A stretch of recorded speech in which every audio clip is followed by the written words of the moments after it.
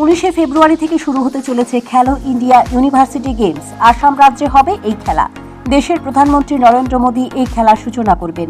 শনিবার সচিবালয়ে আহুত এক সাংবাদিক সম্মেলনে এই খেলার কর্মসূচি সম্পর্কে বলেছেন যুব কল্যাণ ও ক্রীড়া দপ্তরের সচিব প্রদীপ কুমার চক্রবর্তী। তিনি বলেন, দেশের বিভিন্ন রাজ্য থেকে 13টি বিশ্ববিদ্যালয়ের ছাত্রছাত্রীরা এই খেলায় অংশগ্রহণ করবে। উত্তর পূর্বের মণিপুর বাদে সব রাজ্যেই কিছু কিছু ইভেন্ট হবে। খেলো ইন্ডিয়ার মধ্যে যোগাসন হবে ত্রিপুরায়, আর কোনো খেলা ত্রিপুরায় হচ্ছে না। 18 ফেব্রুয়ারি রাজধানীতে অনুষ্ঠিত যোগাসনের উদ্বোধন করবেন মুখ্য সচিব জে.কে. সিনহা। খেলো ইন্ডিয়া ইউনিভার্সিটি গেমসে ইভেন্টগুলির মধ্যে থাকবে kabaddi, athletics, basketball, volleyball, swimming, football, tennis, judo, table tennis, weightlifting, archery, shooting, মালকালাম ইত্যাদি। মিলিত হয়েছে বিশেষত খেলো ইন্ডিয়া ইউনিভার্সিটি গেমস 2023 ত্রিপুরাতে শুরু হচ্ছে। এই গেমসটা মূলত অষ্টলক্ষ্মী, আমাদের যে নর্থ ইস্টার্ন যে স্টেটগুলি আছে সেই স্টেটগুলিতে হচ্ছে। বিশেষ করে আসামে সেখানে ম্যাক্সিমাম যে গেমস সেই গেমসগুলি হবে।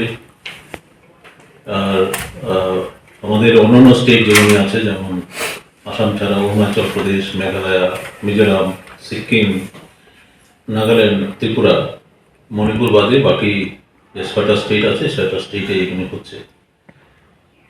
এটার উদ্বোধন যেটা হবে মাননীয় প্রধানমন্ত্রীর হাত ধরে, সে উদ্বোধন হচ্ছে 19 তারিখ ফেব্রুয়ারি 2024।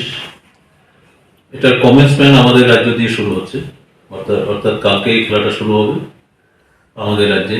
আমাদের একটা ডিসিপ্লিনে এই খেলাটা হবে, সেটা হচ্ছে যোগাসন।